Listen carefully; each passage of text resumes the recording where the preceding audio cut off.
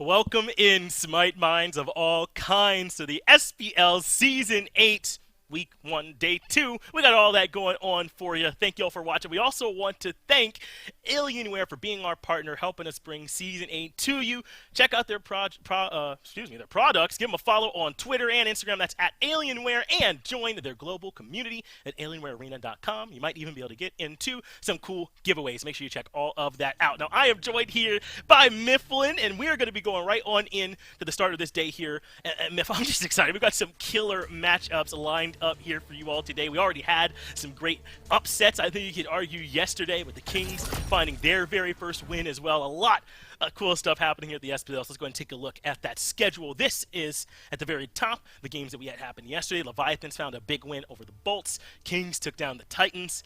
And what we call an upset, maybe not so fair to say it now, as you know how strong that team is. And we're starting off today with a huge matchup, the Warriors versus the Dragons, and a big matchup to follow after that with the Bolts and the Scarabs. So what I'm saying is, do not go anywhere until you've seen all of these matches at the very least. Miff, I know you are excited for these matches we got coming up today. What are you looking forward to the most?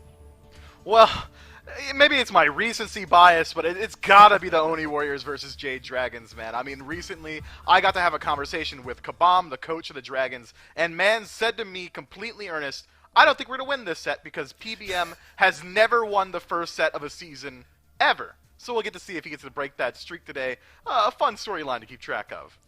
Yeah, obviously have a little fun there with that one. I think that maybe just a little bit of bad luck for the PBM boys, but hopefully they can find a way to break that here today. I'm sure that they can. A strong team up against another strong team. I think worth noted, some of the Warriors still not quite relocated here yet, so having to play online might have some trouble with some ping issues. I'm not going to take that away from them, though genetics didn't seem to be having all that much trouble, but obviously it'll affect everyone differently. So let's talk a little bit more then about this first match and a little bit more about these Warriors all together, because this is obviously a really strong roster. Is SSG, some of that team, and then some of PK. You've got Neil Ma and Cubo Fred, but then you also have Dardez and Nika and Vote on this roster too. Those are some big names, right? Some guys who are really good at winning Smite. What do you expect to see from these guys? Well, when you have Vote and Nika together, I think you can always expect them to play at the top level. Dart is included inside of that. But I think in the past, maybe they've been held back a little bit. Just a little bit. I'm not going to ever slight Raf's ability to shoutcast a team. Yeah, not at all. But by their ability to coordinate. And I think that Neil Ma might be, for my money, one of the best shot callers the SPL has ever seen. Actually earned his MVP for his shot calling at that last Worlds performance. So I'm really excited to see what he's able to do with these absolutely elite pieces. Yeah, I think it's just a difference in play styles, right? I'm not going to pretend that Raffer wasn't doing at an elite level what he's always done, but Neil Ma, I think, is going to give you just a little bit of a different look out of that support role than what you might see from him. Different, not always better, but maybe a chance for it to be here. And they're going to have to mesh quickly, right? I think there's a chance SSG and PK were both okay with playing a bit of a slower play style, Miff. Do you think that that might be what we see from them here again in Season 8? I'm thinking it could go that way, but if anything, I'm thinking they're going to be a more versatile team. We saw towards the tail end of the Worlds, PK's shot calling kind of shifted. All right, we're going to be this late game team. We're going to wait for the 15-minute mark, but at the earlier part of the season, I considered PK one of the more early-centric teams, kind of trying to match what Ghost Gaming was able to do. So I think that, if anything, the Warriors should be able to keep that legacy going, being that versatile squad. If they find opportunities in the early, better believe they're going to exploit them. If they think their best chance to win a game is 63 human minutes into a game, you better believe we're getting to that point as well. Yeah, that's the best way to describe this team. Late game is not all the way accurate. The most accuracy, they'll do whatever it takes to win. They're happy with whatever playstyle gets these guys dubs. I mean, the Oni Warriors have an all-star in every slot. There's no other way to break it down, but you and I both agree that Neil Ma could be a standout member, even amongst standout guys. And we got a chance to hear some of his thoughts earlier as well. Let's go ahead and hear what Neil Ma had to say. All right, well, I'm here with Neil Ma, support for the Warriors. And Neil, let me talk to you a little bit, man, because it's kind of a big roster change, right? You've brought, I guess, a little bit of the Knights with you in Cuvo, Fred, but now you're joining what used to be Space Station here with Nika, Dardez, and Vote. First off, talk to me about how this team's kind of synergized together. How are you all feeling, kind of getting adjusted to these new teammates?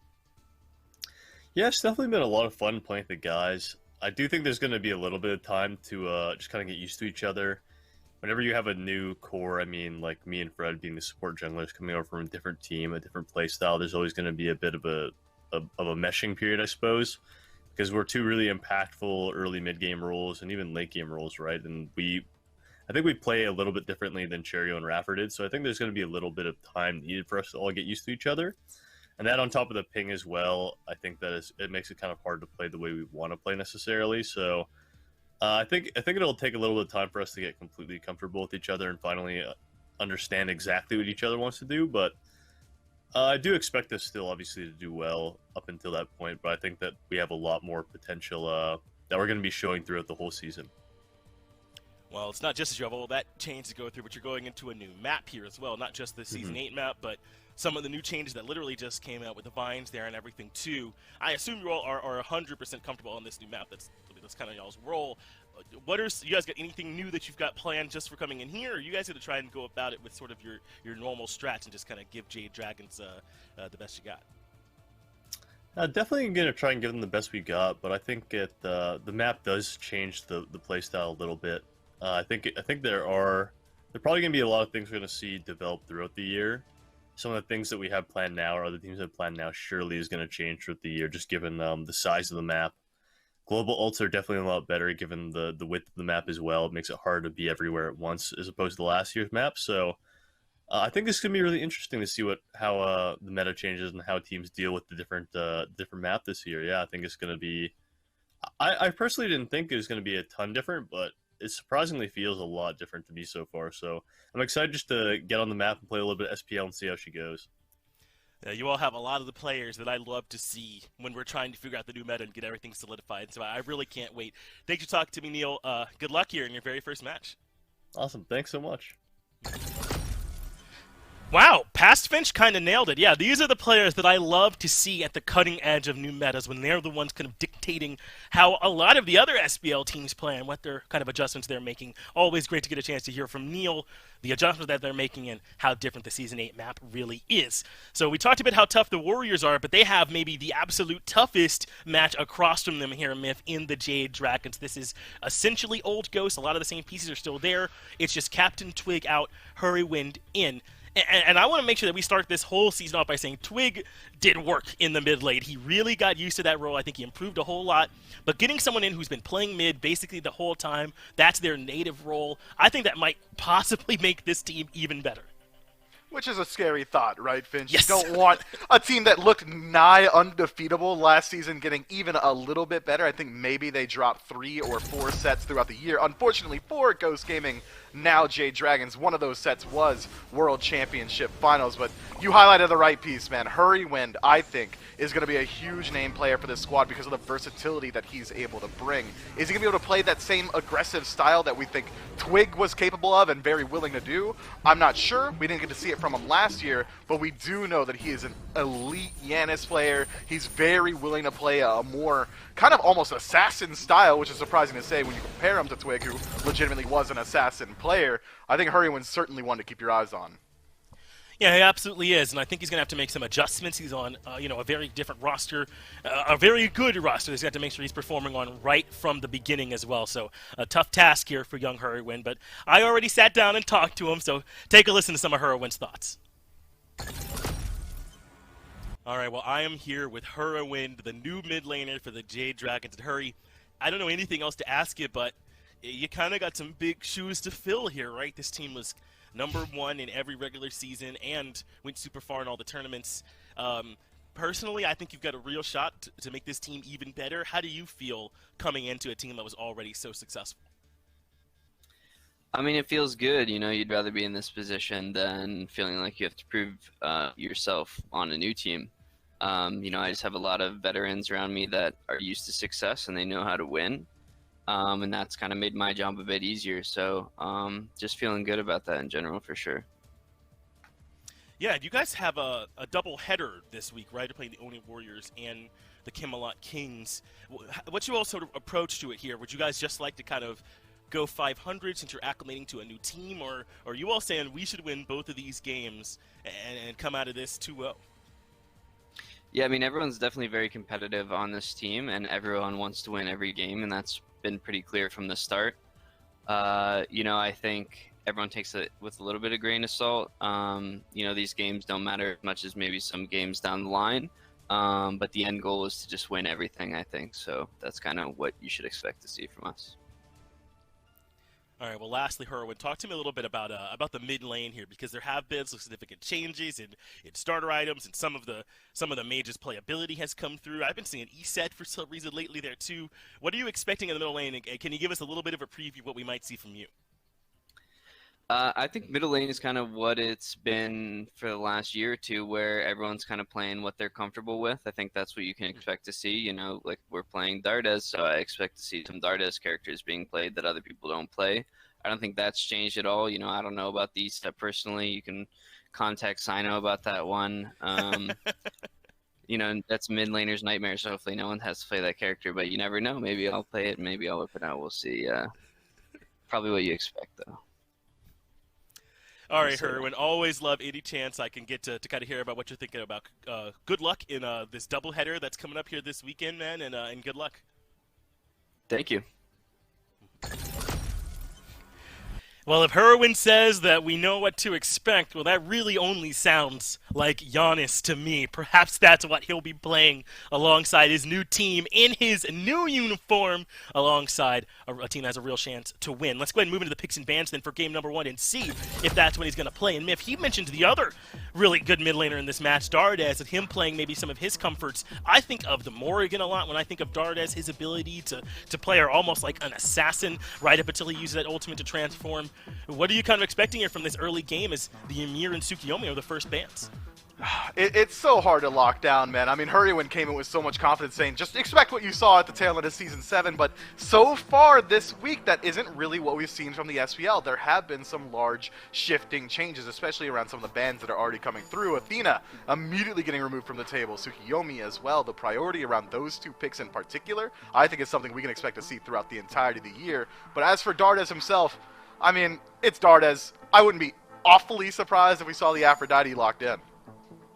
No, I wouldn't be at all, right? That's certainly something that he could pick up, and take a look at the Jade Dragons ready to go. I've already said it on Twitter, if I'm allowed to be biased, this is my favorite uniform. If you all want to pick up a jersey of your own, want to look crisp like the Dragons, then feel free. We have partnered up with Inside Apparel to get those available for you if you all want to grab them now. Tiamat, Athena, I don't think those bans are going to surprise anyone. Yamoja, Tsukiyomi, Sobek, these are some great bans to start off with. There's still some great mid lane picks are still available, the ones we talked about. And of course, this Guan Yu. If this is going over into Nika's hands over there in solo, then that is already scary for Fine OK to try and deal with. It really is, man. Guan Yu's so powerful in Season 8 with itemization changes, meaning that even if he doesn't like to go for that full bruiser style with Shifter Shield and Achille, he's still incredibly tanky, and the out-of-combat healing nerf doesn't affect Guan Yu nearly as much as some of these other gods. He already got power for his heal by being in combat, so he really will mesh well in Season 8. What are the Jade Dragons going to pick up in response? There's still a lot of really good priority picks available, as you already highlighted. Could go towards the Apollo, that's been incredibly dominant out of the Hunter role. We could look at Set yet again, but instead, looks like we might be trying to send a little bit of a message, huh? Panda Cat locking in one of the most aggressive hunters in Smite on her. Trying to make Panda Cat comfortable early. You won't hear me complaining about that. Now, if there is anyone out there going, well, come on, shouldn't Persephone be looked at this point in the draft? Don't worry, guys, not being picked up right now because she is not currently allowed, has been competitively banned, at least for the rest of this weekend, so she doesn't show up, that is the reason. In fact, she will not show up, and that is the reason. So it's on her already here for Jade Dragons and the King Arthur, so some brawlers potentially being selected for the solo lane already, and this is a pretty signature Fine OK pick. I remember, was it Season 7 or Season 6, where you couldn't breathe but for seeing that Fine OK clip of him finding that big multi-frag in the middle lane. This is something that we know Fine OK can absolutely carry on if this does get locked in for him.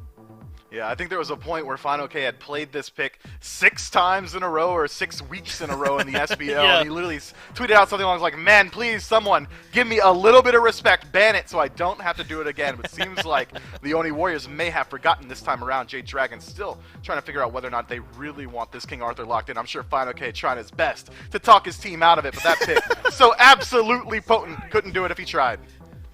No, he's on the record saying, at least about a week ago, that Serb is his favorite pick to play right now, but I think the squad wants him on this King Arthur. They know that he can dominate on a pick like this, man. I'm legitimately just geeking out, man. These are two teams that I expect to be some of the best teams here, and we're going to get to watch some quality Smite once these guys load in. So I'm wondering what the Oni Warriors are going to look to value. They don't, back when they were playing under that Space Station moniker, they didn't always have to prioritize Dardez's pick in these top three, but I think that you don't want to leave him too open and too exposed to a couple more bans, despite how wide his God pool is. Maybe try and prioritize something for him early, but Myth, you are a Loki defender in his current state. I think that's the correct way to label you, my man. Do you like it being picked this early on? And where do you want to see it, jungle or maybe solo? I think I do absolutely prefer Loki out of the jungle. His ability to gank lanes is incredibly strong. His ultimate, with recent buffs, has become such a versatile tool for engaging fights. Still, I think he can be a little bit lacking on damage, but the exact same thing I said about Guan Yu can be said of Loki as well. My man can go towards that shifter shield on Chile Tree and be a frontliner, sit on gods like Yanis or gods like Anher and make it hard for them to operate Loki. One of the most mobile, easiest to position himself in the back lane. Jade Dragon's gonna have to keep their eyes on him the entirety of the game. I'm expecting Cuvo Fred to be the pilot. I have to just appreciate Herwin's honesty. I mean, my man went into the interview and said, I'm going to pick the same thing I've always been picking, and then he did it. He locked it right on in, and I cannot blame him. He transcends this Giannis pick. We have not seen anyone else pilot it to the same extent that Herwin has, and I don't know that we've seen him do it on a team as good as the team he's on right now. That might elevate it even further when you have to worry about what Sam and Panda Cat and Mike and Fine OK are doing as well. And because they waited on a mid pick, the Jade Dragons take the opportunity to take away those two signature picks we already highlighted for Dart as the exact ones with said Morrigan and Aphrodite both removed. But it still does leave a lot of decent picks available for mid. He could go towards something like Thoth if he wants to be able to engage from a range, not have to deal with this King Arthur and this Yanis. There's a lot of things still available to him, and Dardez is a guy who is very capable of playing anything under the Mage tab. I don't think any amount of bans is going to hinder him too much, but maybe the composition. The old SSG roster is one that was apt to go for the double Hunter build, or composition rather, but generally with a couple more Guardians on their squad. I think with this triple physical stack already, we can pretty much expect the Warriors to pick up a mage for themselves. It's just yet to be seen which one. Take a look at these bans from Oni Warriors. Something has me thinking those are both Mike bans. He's known to play the Fenrir and the Cerberus in that support role, and maybe taking those away as Sam goes for the Thanatos in this spot. A really aggressive, early game skewed pick. Still with value in the late executes are almost always going to be good. But surprised at all that Sam's going to go with such a volatile pick in their very first game. I mean, you got to think they want to beat the defending world's MVP since Neo got that title against them.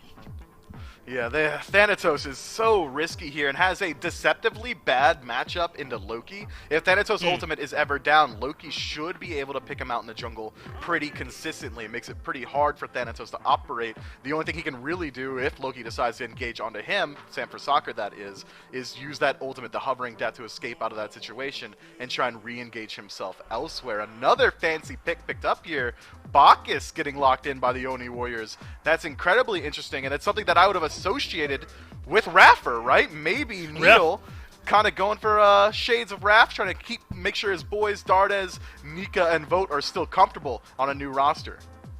Maybe that is the look for them. They follow this up with a Poseidon. That was kind of sitting in the back of my head as a mage pick that you wouldn't feel too bad with. He moves around so fast on this Season 8 map. It can be absurd at times. And I'm excited to see what Dardez can do with a pick like this. A big ultimate like Kraken, and the ability to get that cripple out with that Whirlpool can be pretty big up against the King Arthur, I'm thinking as well here. But it's the Xing Chen that rounds this one out for PBM over in the support role. Now that you got to look at both of these drafts, Mifflin, what do you make of what you're seeing from these two teams? The Oni Warriors have a pretty clean engagement style composition. It's going to be Bacchus leaping in, Guan Yu using cavalry charge to create space, maybe trying to divide the composition, the team fight of the Jade Dragons to allow Loki, Poseidon to utilize their additional movement speed from their kits to try and pick out individual targets. I think it's going to be a very interesting team fight once they do start to group up around the Gold Fury or the Fire Giant, where it's a forced 5-on-5 engagement. Whereas taking a peek at the Jade Dragons, it's a much more pick-centric composition. That's generally going to be the line of thinking anytime there's a Thanatos on your team, anytime there's a Yanis, they're trying to leverage their additional mobility to find people isolated in the jungle and then use that execute to make sure every single fight is skewed in their favor. And if the Jade Dragons pull off to an early lead, like they used to all the time on Ghost Gaming, this draft is pretty hard to slow down once they get rolling. Yeah, and they've got the mobility kind of on a global to semi-global scale as well. Obviously what Giannis can do, but even Thanatos with his ability to traverse the map quickly with his ultimate, it's pretty scary for this team like the Oni Warriors. I'm thinking that they're going to really need these Guan Yu heals to be on point once these team fights start, or you're just kind of asking for Sam to find the executes. My man is way too mechanically solid to not find several really good key executes throughout this game. It's just unnecessary evil when you're up against Sam, but he's going to play whatever pick he picks to just about the best degree. But it's interesting, man. I think the Oni Warriors have gone a little bit more to left field with their picks, right? Maybe a little bit less to feel bad about if they lose when they're going, okay, we tried out the Loki and the Bacchus, whereas Jade Dragon stuck for the most part to the tier list, though can't say Thanatos is really that high up as a common or popular pick.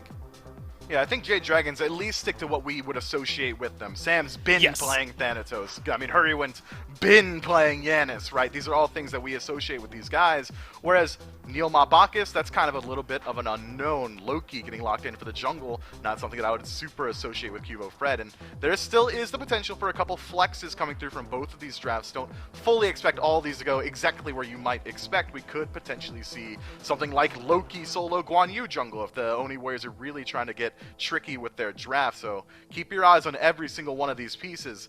But I'm so excited, Finch, man. The Jade Dragons coming at him again. Sanford Soccer on the Thanatos. Yeah. I think he's going to be looking to get involved incredibly early and should be able to outpace a Loki in the jungle.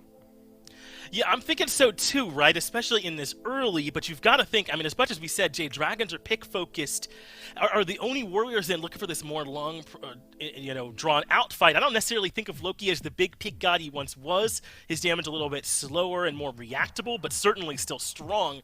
And if you get too much of the green nonsense all over you, then you're even having a hard time seeing when Loki's out there, depending on what skin that he might be rocking. So this could be a tough one for both of these teams. I think this one might be too close to call, Miff, so of course I'm going to ask you to call it. Well, that's actually nuts that you'd like to put me on the spot like that, Finch. Criminal.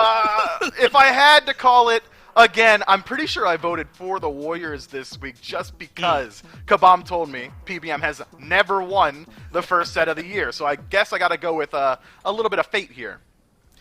Well, excited to see it. The Warriors and the Dragons. Hard to ask for better for Game 1.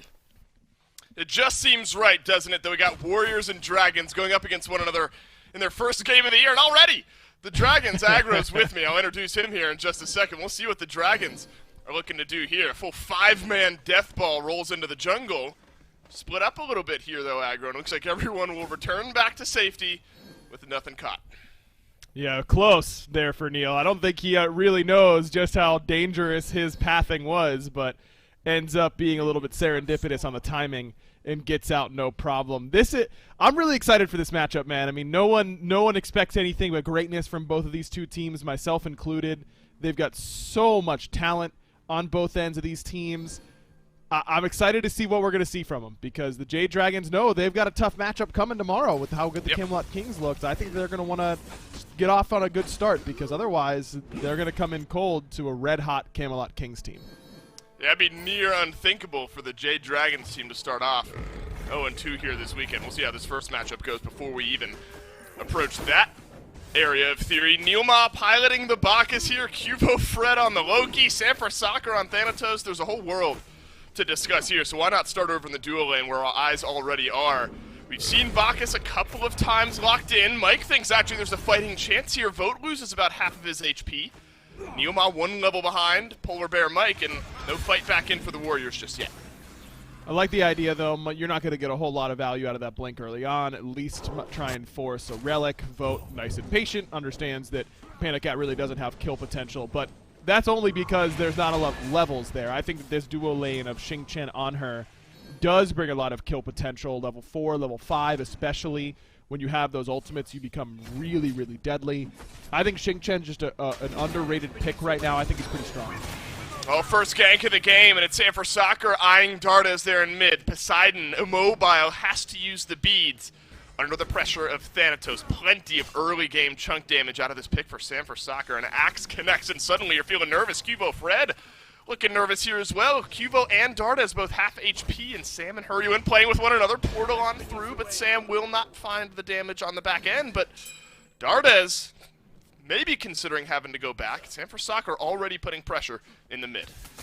Traded his blink for Dardez's beads. That's a worthwhile trade just about every time, especially when you've got someone like Xing Chen who doesn't even need his ultimate to have kill potential. It's just having that hook slam ready to go. So Mike can rotate mid and potentially get a pick on Dardez pretty freely because of that aggressiveness from Sam. And that's what you want out of your Thanatos anyways. You don't want him playing passively. You want him playing up and aggressively and using that Death Scythe early on in the game to get you some lane pressure. And it's exactly what the Jade Dragons did there on the right side mids. We consider in-game pressure, but how about out-of-game pressure for a guy like Cuvo Fred? We'll see if PBM can steal away this purple buff. Gets dropped down, Vote will pick it up, and PBM will have to go searching for an invade later on. Do you feel like Cuvo Fred maybe has a little extra pressure coming into a team like this, as storied as Nika Dardes Vote has been, Neoma, World's MVP? Cuvo Fred obviously pivotal in that PK win there in the Worlds there in Season 7. But a lot of the conversation, I think, aggro around this Warriors team has been if Cuvo Fred can really hit that stride, that's what'll bump them up to that next tier. I don't think that for Fred it's about the guys surrounding him for Sure. getting him comfortable and feeling that pressure potentially. I think Fred likely comes into this year with a big weight off his shoulders. I mean, he was such a pivotal part of the EU SPL for such a long time. He's been a storied name, one of the best junglers we've ever seen, no doubt. But not having that ring, I think, was something that he really wanted to remedy, considering that he did end up remedying that, winning that World Championship last year. I think Fred's probably coming into this season playing nice and loose. And you think back to his career last year and what he did on that team, I think that you're looking for him to just be a little bit more consistent this year. No doubt in my mind that he played his best Smite at the Smite World Championships. That's what you want out of your player, but this Oni Warriors team has higher expectations than a middle-of-the-pack finish like what PK did during the regular season. So I think Fred is going to step it up. I've got no concerns about him, man. He played so well last year, and otherwise, I think I have to say all this or else he's going to hit me like he hit his chair, and I don't think I'd live through that punch, to be honest with you. Yeah, that chair is more resilient than my jaw, that's for sure. So we'll avoid discussing Fred in any sort of negative light. Reverse bias, I suppose? Bias out of fear? I think that's some type of bias anyway. But Cuvo Fred has shown his face a couple of times here, matching the pressure, or attempting to, that Sanford Soccer has put out. And how interesting from Sam here. I mean, first game of the year, big, pivotal matchup against the Warriors. Bit of a heat check at what these rosters look like early, and Sam goes to something like the Thanatos, not a pick that we saw all that often at all last year. Leave it to Sam to pick something like this up, and at least in the early game, make it look okay. I mean, Sam is not a player who lacks confidence. He's going to feel like he's going to make plays no matter what. And, you know, he's a quieter guy. You're not going to think of him as one of the guys who's ready to go at any given time necessarily. But I really view Sam that way. He knows that it doesn't matter if it's week 7 or week 1. If he thinks Thanatos looks good here, he's going to pick Thanatos. And he's not going to think twice about it. I don't think the fact that it's week 1 registers at all what he's thinking about his pick. Question is, Aggro, do you think Thanatos looks good here into this matchup? I mean, I suppose if the Dragons are getting the Oni Warriors down within some of that execute threshold, Sam will be hitting it. Is this a matchup where you think Thanatos can flourish? I think he can. It's a matter of where he gets in his itemization. Up against a god like Loki, where his stealth is not as strong as it used to be, but still frustrating to deal with at times. You want a god that's going to pick Erendite effectively.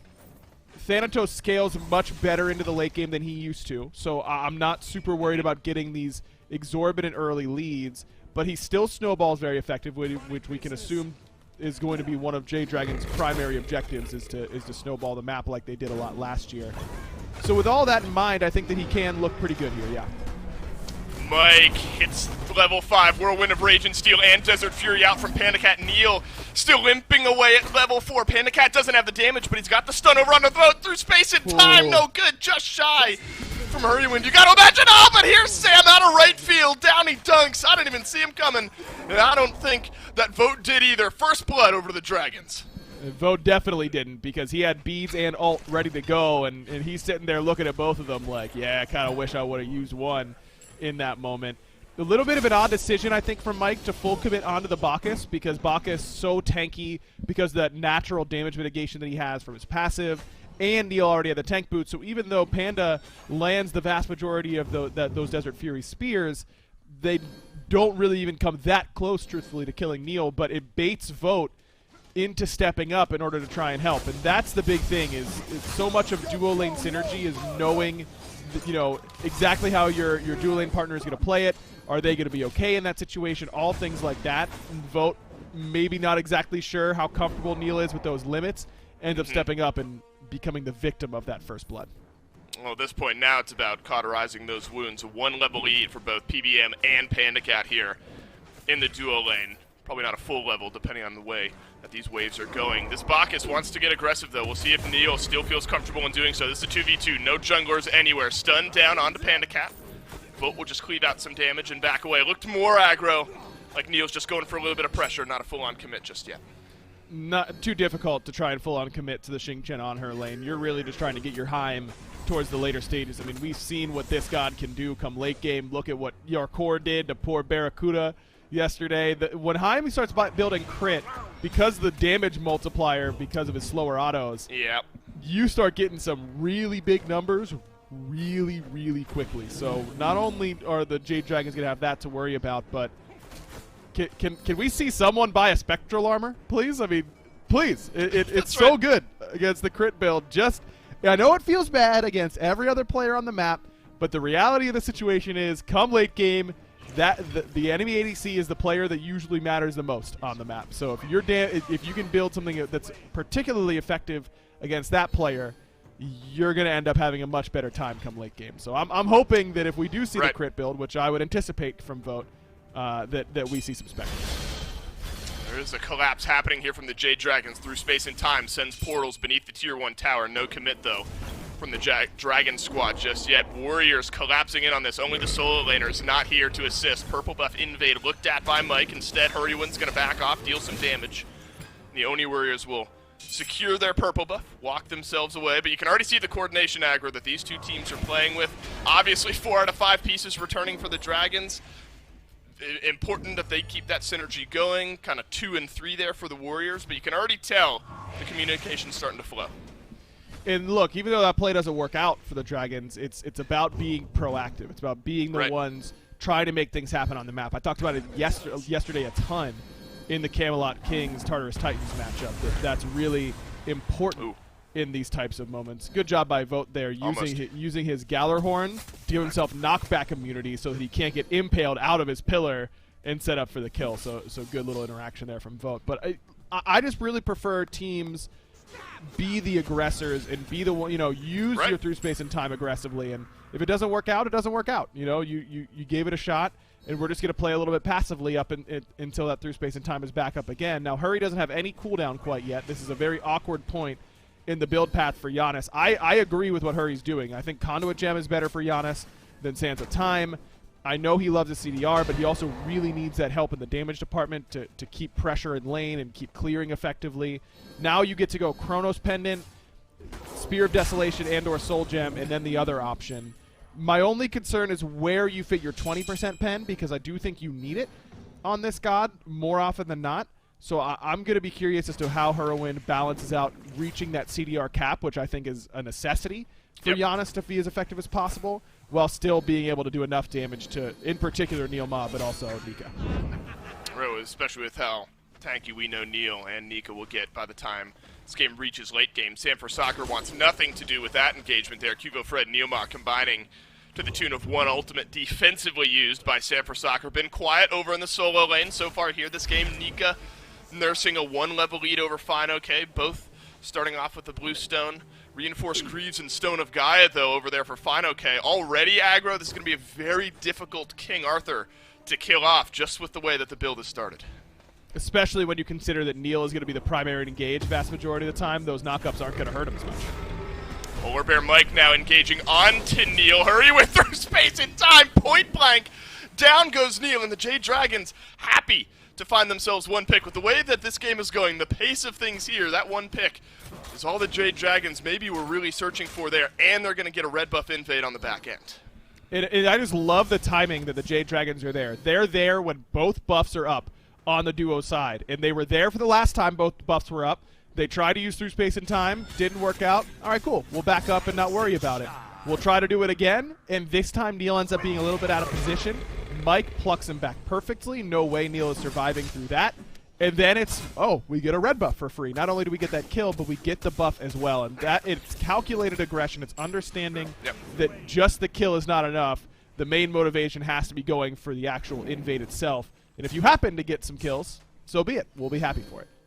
Fantastic, and that puts Hurrywind one level ahead. It was a 2-level differential for Neil or Neil under Mike, rather, but that shrunk down to about a 1-level lead. Really, these small XP gains starting to build up for the Jade Dragons, and a 1,000 gold lead here as well. And a lot of other games, that might not be massive, but this is a Dragons team, even including, I wouldn't even call it a question mark, but the new guy in Hurrywind, you know they can play with a lead as small as 1,000 and push that to the absolute limit if need be. Looking like maybe Nika trying to contest this blue buff over for Fine OK. Neil Maz making his way to the right-hand side of the map as well, while Greater Scorpion is going to get taken down. It looks like successful as well. So Nika invades Fine OK's blue buff with the assistance of Neil close by. And Neil just says, hey, who needs farm in my own lane? I'm going to invade these back camps as well.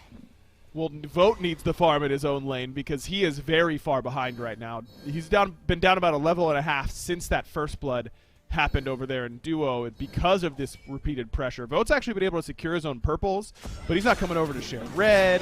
They're not getting any of the neutral camps. Whoa. There's a pretty big difference in power level between Panda Cat and Vote, and that's why Jade Dragons are so willing to go for that Greater Scorpion on the Gold Fury side, or Gorp, of course, as we affectionately refer to it as. Desert Fury from Panda Cat, but Vote yet again will crystal away from the stun. Purple buff, red buff, both respawn. Guess where the Dragons are? Right here, ready to invade. It's only Dardes on this Poseidon by the red buff, but now the rest of the Warriors collapsing in as well. PBM has the Whirlwind of Rage and Steel should the Dragons be looking for an engage, and he's going to have to use it maybe defensively here. Cubo uses the beads, but then immediately dashes right back into PBM. Through space and time gets used. Couple members of the Oni Warriors low, but Panda Cat and PBM certainly not full health either. Now Nika will dash in, silence down. Sanford Soccer takes to the skies, and Nika Cavalry charges away. The CC immunity saves him from the stun. Fine OK left alone on the back line. Sanford Soccer gets stunned by Neil, and down goes to Bacchus, but the big time Kraken will trade one back onto Sam.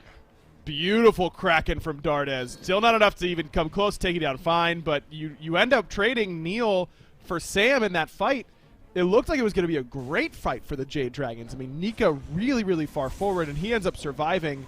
But when it's 4v1 on both ends of the team fight, and then Nika is the first one to retreat, it's so often about who can hold their ground the longest. No one expects Nika or Fine to get kills in those scenarios. It's about keeping the damage dealers at bay from the other team so that your damage dealers can handle their frontliner that's on top of you.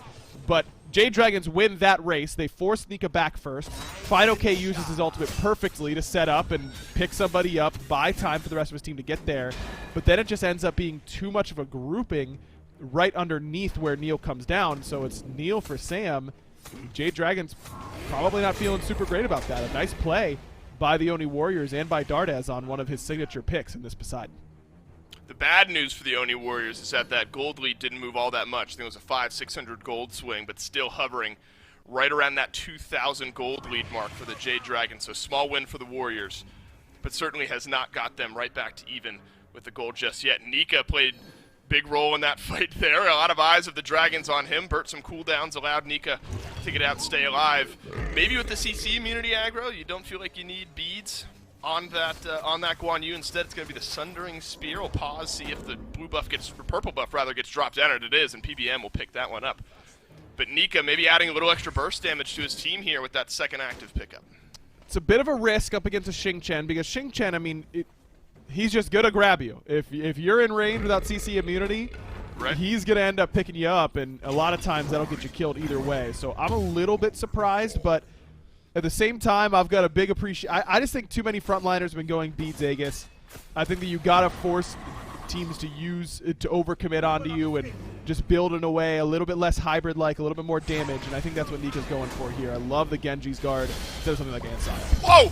Whoa, Hurrywin sends through space and time, and it connects onto Dardes. Has no chance to play, but it's a Kraken on the back line. The Desert Fury flies through as well, but Neil has jumped in, and he's found Panda Cat.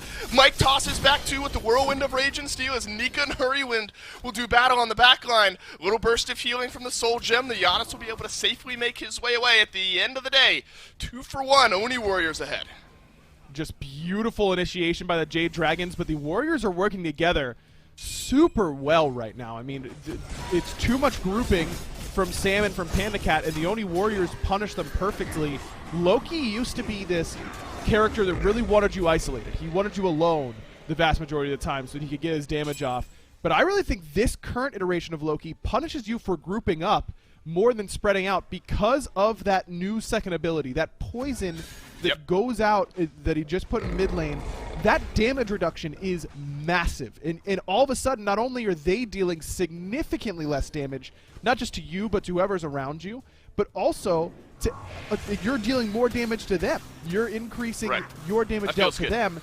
It's really, really strong. And if your 2 carries are on top of one another, in that case it was Sam for Soccer and Panda Cat are on top of one another, and they both get debuffed by agonizing visions, it's really easy to end up winning that team fight. And I think that's exactly what must have happened there for the Warriors. I think right around where the Sentry Ward is, that Dart has just passed, bottom left mids. Looks like Sam and Panda Cat grouped up a little bit too much there, and the dive was fantastic from the Warriors. Right, and you're thinking that fight is kind of over before it started. Hurrywin connects onto Dardes with that through space and time and half healths him. Dardes drops down the Kraken, and it's had to be defensive on the Kraken usage a couple of times here, aggro, but I suppose we haven't talked about this Poseidon all that much. Maybe that's your goal at the end of the day here. If you're going to be getting dove on by a King Arthur, a Thanatos, a Xing Chen, maybe the best you can do is drop that Kraken, get some big knock-up cleave damage, and hope that's enough to disrupt the fight and your team can win the rest. It kind of has to be at this point. I mean, the way I look at it is that when you're playing either one of the backline characters, either the mage or the hunter, if the enemy team wants you dead, they will kill you. It is pretty binary in that way. These teams are coordinated enough. It doesn't matter how good your positioning is the vast majority of the time. If they want to commit enough, they'll kill you for it. It's a matter of forcing them to commit as much as humanly possible and then being able to punish them for it on the back end. You hope that Dardes is able to get off a little more damage, a little more consistently. If you're the Oni Warriors, Neoma chunks about half of his health bar down. Cubo Fred lurking close by as well. Dragons collapsing on this right-hand side of the map. Oni Warriors in as a response as well. PBM's had some good whirlwinds of rages and steals. I don't know if that's how you pluralize that, but I'm going with the route onto Neoma. Up and down he goes through space and time. No good from Hurrywinda this time. Watch out. Sam for Soccer hovering death, and he's got one. Neil executed. The Dragons looking for more, but they maybe got all they want. Love the patience from Sam, trusting in his brand new mid laner from Hurrywin. He goes up and he goes, hey, anyone got anything for me here? Hurry hits him with the Unstable Vortex, and that puts Neil in execute range and gets the kill. But every single fight, it feels like Neil is the only one that ends up dying. And that's just not going to cut it come late game. The Dragons have got to find a way to get a little bit more, and the Warriors have done a very good job at spacing in these team fights. If they're going to commit a lot to Neil, you just can't get hit by the stuff that's hitting Neil. You can't get hit by that same Unstable Vortex. You can't get hit by that same hovering death. And Neil positions himself in a way where he knows that if they can commit onto him, but that his team's going to be able to reap the benefits on the back end. Don't think it's late game enough to really see that plan come to fruition quite yet, but if that continues to be the execution by the Jade Dragons, I really think that they could bait themselves into a bad spot if they keep committing onto Neil. On another trend that has continued here, Aggro, still a 2-level lead for Panda Cat. Now 3 as we stand over the Heimdall. So this power spike, that upgraded starter item is going to be hit a lot sooner for Panda Cat here, just shy of 20 minutes into this game. First one to reach level 19, so could be the first to reach level 20 here as well. Devourer's Gauntlet, Executioner Wind Demon as well, so opting for a little crit in his build here. Love it. I think that this is, everyone kind of thought, oh, you know, crit got nerfed. It's not viable anymore. Guess I can't build crit. You can still build crit. It can still be really, really good. And we've seen it consistently from these Hunter players. Just having more objective DPS on things like Gold Fury and Fire Giant is so valuable that even though I still think Oboe might be just one of the best items in the whole game, period, if you can up your objective DPS significantly with something like the crit build, it's probably worth going. So I like both Hunters going for it. Well, the Dragons have extended their leads. There's that small uptick about 16, 17 minutes into the game where the Warriors win that fight, but since then things have kind of spiraled right back downward. Jade Dragons find themselves now about 3,500, 2,500 gold in the lead, 6,000 was in that experience department. Panda Cat, first one of the game to reach level 20. A couple members of the Jade Dragons will be there shortly as well. And Aggro, it's been a quiet climb in the mid lane as well. Hurrywind, such a huge participant in some of these fights. Dardes feels maybe relegated to tossing out some of those Krakens and hoping he doesn't die. It's been a 2-level lead there in mid as well. So decent power spikes on the horizon for both of the carries of the Dragons.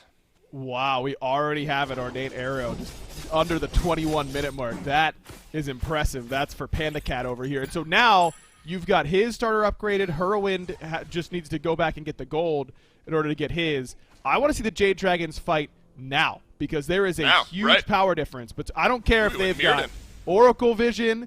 I don't care at all about any of that. We have starter upgrade. They don't. Let's fight. And I think that the Jade Dragons should just be waiting for Sam to get here and then start pulling this Gold Fury because they just have so much more power centered around their Hunter. You don't want to just wait until the enemy team can start getting their upgrades as well. You've got yours now. Leverage it.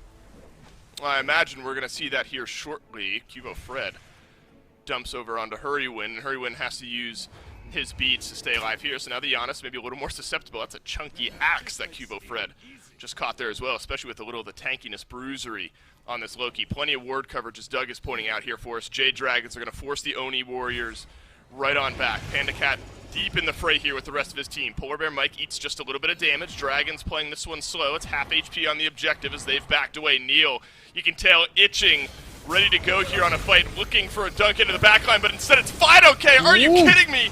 The way this fight has started off for the Dragons, both backliners having to leap, but Fido-K has been left alone. Sam for Soccer finds the stun, but no kill just yet. Dardes drops down the Kraken, melts down the health bar of the King Arthur. Nika falls elsewhere in the rest of this fight. 2 for 1 so far. Dragons continue the chase. And Cubo left up the creek, and it doesn't look like he has a paddle, but maybe he does. Mike gonna try and get in there. Good use of that 3 for the knock-up immunity, but Vote gets gobbled up by Panda Cat's crit. It's a 3 for 1 for the Jade Dragons, and they were just waiting to spring the trap. So they don't pull the Oni Fury right away like I was asking for, but it's because Fido-K knew that he was going to hit 20 before Nika. So Fido-K and Nika are both proxying on the right-hand side. They both back to come to the Gold Fury, but Fido-K has Bluestone Brooch, and Nika does not. So now you've got 2 members of your team that are significantly stronger than their counterparts. And then it's just Fido-K going, I'll just wait until I can get enough people hit with this initial initiation to buy enough time. Hurwin's through space and time nearly hits multiple people, but even still provides excellent portals to get in and out. Sam might be getting one-shot, but he's doing some one-shotting of his own. Right. That's the Assassin's job come late game, is just take out a priority target. They do that with Dardes. And now the Jade Dragons are in a great position. It's the best time to get Oni Fury because you're coming up off a respawn. You can start shoving those waves and go right to the Fire Giant and force someone on the Oni Warriors to answer each and every lane before they can come and handle you on the FG. Definitely want to see the Jade Dragons keep up this pace. Maybe just waiting for Hurwin's beads to come up. That would be the thing that I'd be waiting for. But other than that, I think that they should keep up this pace. Absolutely. 3 out of 5 members of the Jade Dragons now have their starter items upgraded.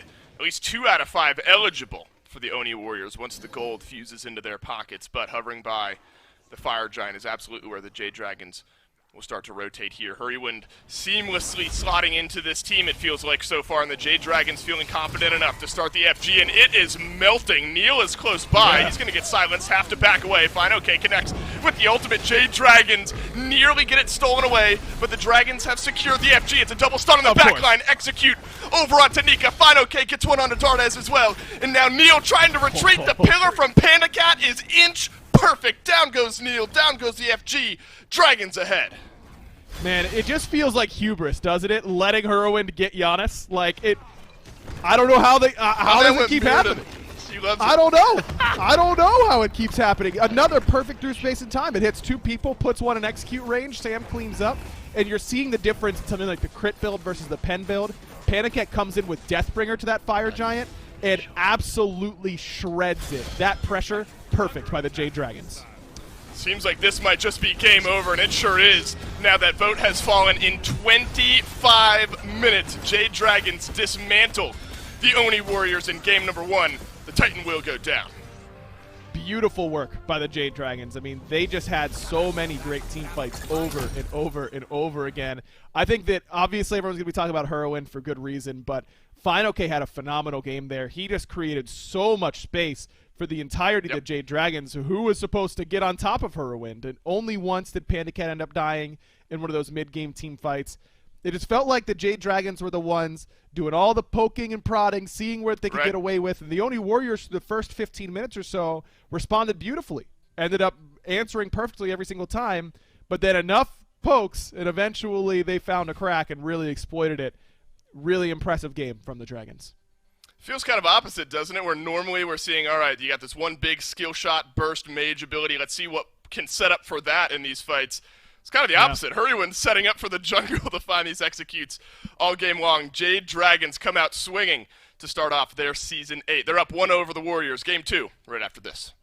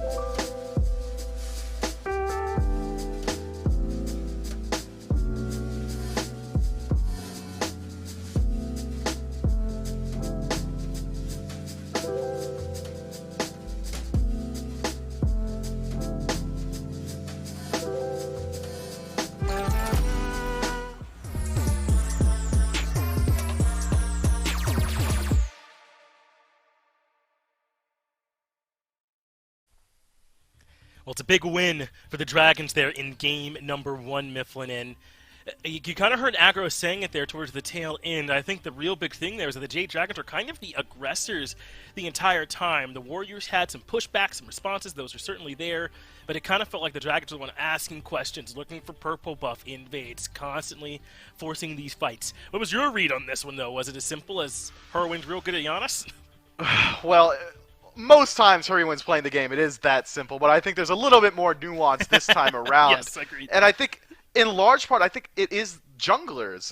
Oni Warriors, Kubo Fred really had a hard time getting involved on that Loki here. By the time he'd got his Bruiser build going, already the Jade Dragons started to run away with neutral objectives as well as team fights. But I have to say it, you set me up, Finch. Hurry win on Yanis is just dirty. How many times did Sanford Soccer go up into the air and say, all right, Hurry win, I need you to hit this completely unreasonable snipe so I can find and execute, and Hurry just did it. I mean, you can't expect that from just about anyone else.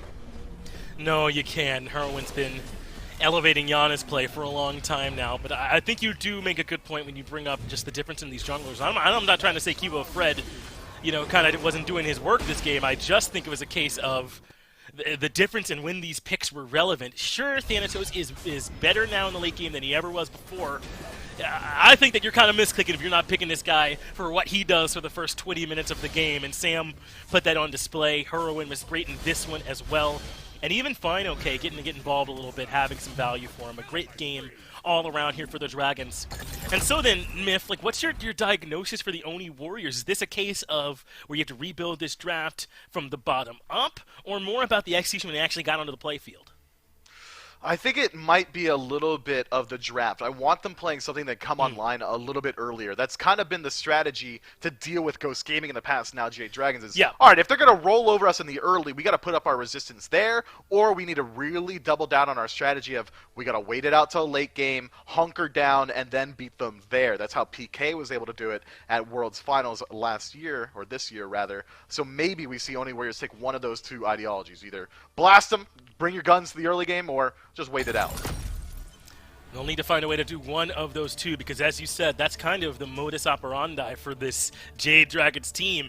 And the crazy thing about it is they'll also just happily, if you force them to, beat you 35 minutes into the game as well. It's just that, generally speaking, they're pretty good at doing it early. It's just if it comes up, our late game's pretty good too. It just doesn't usually end up mattering in this one. So maybe some adjustments here in this draft. I don't know if you have to do away with the Loki entirely, but maybe put some support around him, right? So it's a little bit easier for him to make it to that late game. I think it was kind of there. Normally, Bacchus and Heimdall are not early game strugglers, but I think they kind of ended up struggling in the duo lane this time. We'll see what those adjustments are, though. Let's go ahead and hop into these picks and bans here, Mifflin. What do you want to see? More of the same if you're the Jade Dragons, and a little bit of a different look from the Oni Warriors. Potentially even just go ahead and ban out that Yanis, right? I mean, Hurrywin really is just elevating his teams with that pick. So I think Oni Warriors might have to keep an eye on it. But weren't there bans game one Amir and Athena Yamoja? I mean, you kind of gotta ban those. So that's the awful position that this team can put you in. Sometimes what they do is they play these unique picks so well that there doesn't leave room for you to try and get in there. But maybe they have a chance. It's Amir, Athena now, Yamoja off on that other side. And we're at a point where Persephone's not an option for these teams. Oh, that's right. I misremembered. Sorry, guys. It was Tiamat, Athena, Ymir. Also kind of a must ban. Yeah, all these bans making sense just for the meta. And Jade Dragons aren't looking shook at all. They're like, all right, yep, just another day at the office. Nah, they didn't ban out your Yanis Hurrywin, so you can maybe just go ahead and lock that one in. Yet again, Oni Warriors in the first pick position might be able to get something of value here. Gods like Apollo still available, Guan Yu as well. And it looks like it is going to be a run back of that Guan Yu, one of the best picks in Season 8. Yeah, and he did lose some pressure to the King Arthur on the other side for Fine OK last game. Want to see if he's got something planned to make things a little bit easier over there. That is scary. The exact thing that was able to get at least a little bit ahead is being locked in right away on that side for the Dragons. In the last game, they waited to the third pick to pick up the Giannis for Jade Dragon. So if they don't feel like there's any pressure, the Warriors might steal it away and take it for Dardes. Then yeah, this is essentially the same way. King Arthur on her, and it was Giannis right behind that. They can go right back to the same strat. I think they can, but the Oni Warriors can now maybe make an adjustment. Maybe Dardes decides to take Yanis for himself, which is kind of crazy to say that you want to throw a pick towards Yanis as just something to get rid of, something that Hurrywin's able to do, but instead the Oni Warriors immediately going back to that Loki, kind of feeling like we're all the way back in Game 1. Had King Arthur been picked second, I may be calling out production, but instead the Oni Warriors are the ones looking for the run back. Oh, but this is the adjustment. This is Dardez's perhaps signature pick in the Morrigan. If he's able to lock this in, and he is, then I think this truly could be considered something that you just got to be looked out for. He was on the Poseidon last time. They kind of waited a bit on his pick. Get him to Morrigan, and my man could take over a game. He can, but still, the Oni Warriors are looking at the same issues that they were in Game 1. They don't have any tools to make it easy to transition into the mid-game. They don't have anything that's going to alleviate some of that pressure. If anything, the Morrigan is going to struggle a lot more just keeping up in wave clear and just getting levels under her belt. So expect the Oni Warriors to take something here, perhaps a little bit more aggression out of their duo lane to try and match what this On Her is able to do. Yeah, perhaps aim something to the jungle, but are you banning Thanatos or Xing Chen? Well, if you're the Dragons, you are. A little bit of respect towards their own selection by getting that one banned away. And so now, if you're the Oni Warriors, maybe just stick with what you did before. They banned away the Cerberus and the Fenrir in this spot, and maybe they're trying to make sure they limit Mike. That was my read on it, the same way they did before.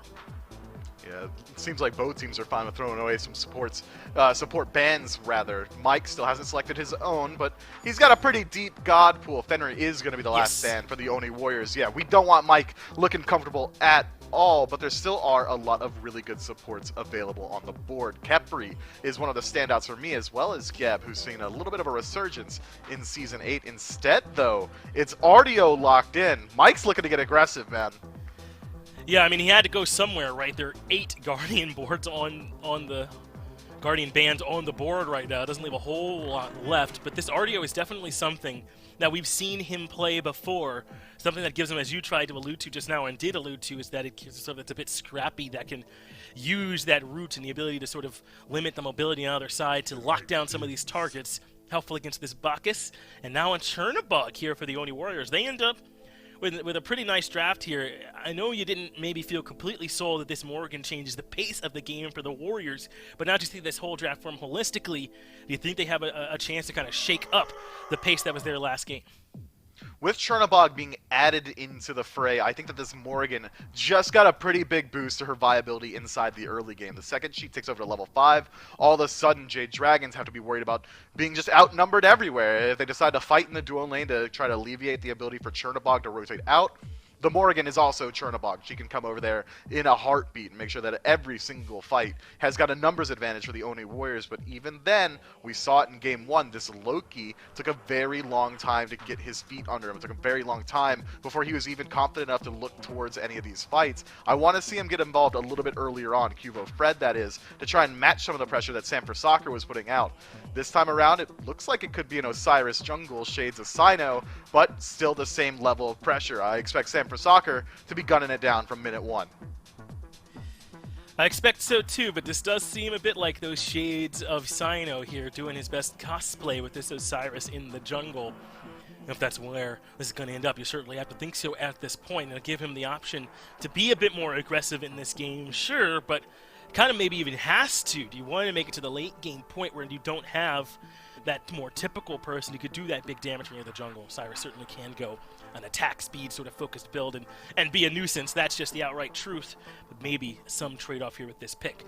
So Myth, are you at the point now when you're willing to say that this looks like a 2-0 for the Jade Dragons, barring some big adjustment in-game for the Warriors, or maybe we get this one extended out a bit? I think if the Warriors are able to extend this match to the 30-minute mark, I would still give them a slight edge here, especially considering how hard Osiris falls off come late game. Could have said the same thing about Thanatos, maybe to a little bit of a lesser extent. I really do think that the Oni Warriors have a draft that can work out, especially around their mid laner. This Morrigan is going to be one of the most important pieces that they need to move forward into the mid and late game. But Jade Dragons just look so dominant in the early game in Game 1. Gotta imagine the Oni Warriors have to hunker down and really try and weather the storm. Yeah, and I worry a little bit about Mike here too, right? I mean, this Artio a good deal more vulnerable than the Xing Chen that he was on last game with a long duration CC ult with that 2-part leap he's got available. If Artio gets that dash interrupted by, I don't know, one of the many stuns that can come out from the Oni Warriors or anything like that, then suddenly she is dead in the water and vulnerable to what this Oni Warriors draft can do. And that's something Jade Dragons did well on the opposite side to the Oni Warriors. They punished Neil a lot in the early game. Now, or they have it set up here at a spot where Polar Bear Mike could be the one that potentially gets punished. Yeah, I think Mike's going to have to play a little bit safe around the early, but still going to be harder to punish an RDO than it would have been to punish Neil last time around, that flop being really his only escape and engage tool. At least RDO can create a cripple field, stun around her feet, heal herself and her teammates, just matching maybe a little bit of the sustain that Guan Yu's able to afford the Oni Dragons. It's going to be much, or the Oni Warriors rather. Oof, these new names get me mixed up. Jade Dragons, I think, have a composition that can certainly bring the fight in the early and in the mid, but if this does extend past the 30-minute mark, I really do think Oni Warriors is going to walk away with it. And does RDO kind of help enough here? Is a lot of this magical damage kind of falling onto Giannis? I'm worried about, well, we might not get a chance to talk about it. If we are ready to get in the game, only Dragons, game 2, get down to Dave and Aggro. Gonna need a big turnaround from the Oni Warriors here in game 2, and it's still the Jade Dragons looking for maybe something early on in this game. Dolson, Aggro, and Doug bringing you game number 2 between the Oni Warriors and the Jade Dragons. Aggro, some might call it criminal that hi-rez is able to pilot this Giannis yet again. Yeah, I might. I might be one of those people, but I will say I'm not surprised. I mean, you look back to the PKE United set at Worlds last year, Neil and Fred did not ban Giannis from hi-rez in that set, if memory serves. They've always been of the opinion that he's very good on it, but we can beat it. Didn't go so well that first game. We'll see if they can here. I do like their draft a little bit more. I think I preferred the Heim to the Chernobog with the way that the Jade Dragons team fought, but I don't think it's a massive difference between the two. I do really like the Morrigan switch up, though. I thought the Poseidon was just too easy to dive, too easy to go on. Yes, Dardas had some nice Krakens in order to get ready and punish, but something with a little bit more flexibility makes sense to me. Polar Bear Mike used his blink aggressively last time. He'll do the same here. He's reached level 2. Neil able to stun that onto Panda Cat, but more of the same, I think, from what we saw there in game number 1. Another big pivot, though. I mean, we still have the Giannis for the Jade Dragons, but so much of that follow-up and the kill pressure was Sanford Soccer on the Thanatos just dunking a half HP target in there for the execute. They switch up, the Jade Dragons do, to the Osiris here in this game. Does that pivot increase, decrease, change your preference on this draft at all? We'll see, though. If FineOK can survive the onslaught, Nika's going to get ganked here by Sanford Soccer. A little extra damage rolls through, and Nika is going to dash his way away here. How aggressive did the Jade Dragons want to get? Nika's going to be able to sustain up with a few of those health pots. He'll survive underneath this tier 1 tower, but he's walked back out of range right into the sweeping shot of FineOK. And it's the slowest first blood you'll ever see. Jade Dragons walk down the entire lane and just beat Nika to death. It's just wave manipulation and using that Osiris consistent slow in order to get that kill. You were just asking about how this Osiris works. First of all, if for those who maybe only started following Sam for Soccer's career last year or the year before when he won the World Championship, he is a warrior jungle lover. He has always been a big fan of taking things like Osiris into the jungle. And I think Osiris jungle is actually very, very good. And it provides a lot of similar things to a lot of assassins, but he provides much more sustained DPS. Now, there's a lot of different ways that you can build Osiris jungle. I think that you could go a little bit more auto-attacked based like we saw from Sino last year. I think you can go a little bit more pen based and use those auto-attacks and just the long-range poke abilities to end up getting some significant damage off in team fights. But Sam can still follow up nicely off of Giannis ults. He can still stick on these targets pretty well, better than he could on the Thanatos, and he's got a ton more survivability. So I really like this decision to go with the Osiris jungle. I think it fits pretty well. We're going to get a look at the longest first blood replay you'll maybe ever see. FineOK does such a good job, Aggro, of baiting this, and then you get a good glimpse of the slow potential, kind of that perma-slow maybe, that the Osiris has on the back end of it. Does walk back into range there, but maybe just trying to sidestep out one of those final abilities, and it is FineOK who ends up getting that first blood there, Aggro, and that's pretty important. I mean, it took a little while for FineOK and Nika to rotate into those fights, get some serious impact, as most of the fighting was happening on the left with hi-rez and Giannis and Sanford Soccer. But now giving FineOK that early kill is just going to give this King Arthur, a very scary King Arthur, an edge in that lane. Felt like fine, and really the Jade Dragons, they spent a lot of last year playing around solo lane, but in game 1, it was all about duo. It was all about that duo pressure. And so many teams in Season 7 were playing that duo pressure style. That was their key win conditions. and it felt like the Jade Dragons were one of the teams that were playing the map a little bit differently. I'm curious if they've gone to this sort of style where a lot of teams are likely to play the same sort of way towards duo. Uh-oh, Cuvo's here, and he's teleported behind Mike. Much quicker of a kill over here on the left-hand side through space and time. Clips Vote by the wings. Half of his HP is missing, but no follow-up to be had there. So now both junglers aggro getting involved early in this game. Cuvo Fred, duo pressure. We're talking about it. Puts a little bit of it out. Goodness. Over onto the Jade Dragon side of the map. It's Polar Bear Mike who takes a fall. And the main difference between Artio and Xingqian to me is that Artio's survivability is significantly less than that of Xingqian. Xingqian, I view as one of the hardest Guardians in the entire game to kill. So if he's going to be, if Mike's going to play that far up like he did on the Xingqian, it's a lot easier for him to get punished for it. And that's what we saw there. Now there's another engage. My man Nika is just not having fun over in the solo lane. Dardes transforms into the Chernobog, joins the fray over on the right-hand side of the map. This is 4 members of the Jade Dragons backpedaling away from 3, but you're kiting into a Giannis who's able to cleave so much damage back through the Oni Warriors. Neilma up and over, but Sanford Soccer, he's got the follow-up, and hey, perfect segue onto the Scorpion here on the right. Just worst case scenario for the Warriors. I mean, they just gave up so much farm in order to try and help Nika, who was dead long before the rest of the team got there. Just a mistake, I think, for not only Dardes to go over there, but for Vote too as well. That's rough. Cuvo Fred is able to successfully invade the red buff here. Let's see if he pays for it with his life. The dash away will keep this Loki out of the fight for a little bit longer, so you're at least able to drop some experience, drop the red buff on the left-hand side. That'll keep Hurrywind out of that extra bit of buff territory for a little bit longer, and Dardes will be able to pick up his own red buff here. So small win now for the Oni Warriors, but a 3-level differential aggro. Final K 201 on this King Arthur. Nika stuck at level 5, just the Warrior Tab Eye and the Star Item online. Final K much further ahead along his build path. You gotta feel like the Jade Dragons are playing with house money at this point. Final K can take these types of games over. And when you look at the composition for the Oni Warriors, Loki is not really that early game burst damage character. Dardes takes some time to scale up. I mean, if he has his ultimate up, then he can become the best early game character on either team. But even then, there's not really a character that scares Final K from this position. Fine is basically unkillable now, unless he dives a tower. That's really the only way that something goes wrong. I mean, here comes Cuvo Fred. They'll see if they can kill him, but I just don't think they can. Yeah, time to check this. Final K half HP. Nika uses the cavalry charge.